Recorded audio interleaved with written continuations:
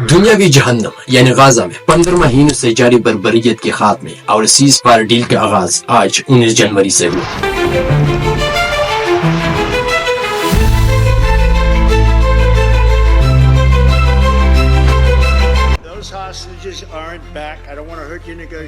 لیکن افسوس کی بات یہ ہے کہ اس معاہدے کے شروع ہونے سے 3 گھنٹے پہلے اسرائیل نے اپنے حملوں میں 19 فلسطینیوں کو شہید کیا۔ حماس کی ہیلتھ منسٹری یعنی کہ وزارت صحت کے مطابق اس جنگ میں 46,600 سے زیادہ فلسطینی شہید ہوئے، جبکہ ان کے اپنے 1200 افراد اس میں ہلاک ہوئے۔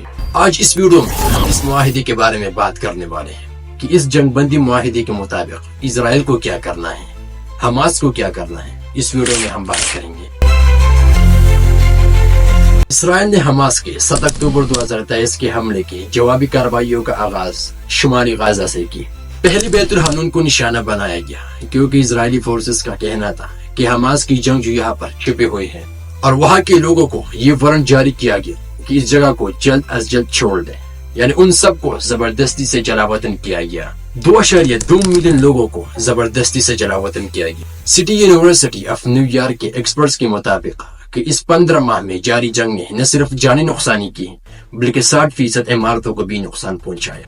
ان 60% ہلاک ہونے والے عمارتوں میں 90% سے زیادہ ریزیڈینشل عمارتیں تھے، یعنی کہ ایسی عمارتیں جہاں پر لوگ رہتے ہیں، آبادی رہتی ہیں۔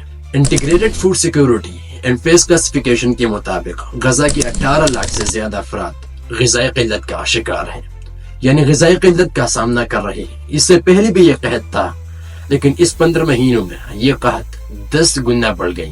ورلڈ فوڈ پروگرام کے مطابق غزہ کی غذائی قلت یعنی خوراکی ضروریات کو پورا کرنے کے لیے روزانہ 300 ٹرکوں کی ضرورت ہوگی، اور غزہ کی اکانومک لاسز یعنی معاشی نقصانات نے دنیا میں ریکارڈ بنایا۔ ان انگنت مسائل میں اکانومک لاس بھی تھا، یعنی کہ معاشی بدحالی، کیونکہ اسرائیلی فورسز نے وہاں کے لوگوں کو جلاوطن کیا۔ 2.2 ملین سے زیادہ لوگوں کو جلاوطن کیا گیا، ان کے کاروبار کو ختم کیا، ان کی عمارتوں کو نقصان پہنچایا۔ ورلڈ بینک کے مطابق 7 اکتوبر کے بعد غزہ کی معاشی حالات 86% خراب ہو گئی، اور اسی تنزلی نے دنیا میں ایک ریکارڈ قائم کی۔ ایگزیکٹو انگس اینڈرسن کے مطابق جانی نقصانات بھی ہوئی، معاشی نقصانات بھی ہوئے، لیکن اگر ہم ماحولیاتی نقصانات کو بحال کرنے کی کوشش کریں تو یہ ہم سے ایک طویل عرصہ لے گا۔ لیکن وقت ضائع نہ کرتے ہوئے اس معاہدے کی طرف بڑھتے ہیں کہ اس معاہدے میں آخر کیا ہے۔ یاد رہے کہ اس معاہدے کی گارنٹی 6 ہفتوں یعنی کہ 42 دنوں کے لیے ہے، اور اس جنگ بندی معاہدے میں ایجپٹ، قطر، USA یعنی کہ امریکہ نے اپنی کردار ادا کی۔ اس معاہدے کے مطابق حماس اسرائیل کے 33 ہاسٹیجز یعنی 33 یرغمال افراد کو رہا کرے گا، جبکہ اسرائیل 1650 فلسطینیوں کو رہا کرے گا، یعنی کہ پہلی فیز میں قیدیوں کا تبادلہ ہوگا۔ حماس اسرائیل کے ہاسٹیجز ریلیز کرے گا، جبکہ اسرائیل فلسطینیوں کا رہا کرے گا۔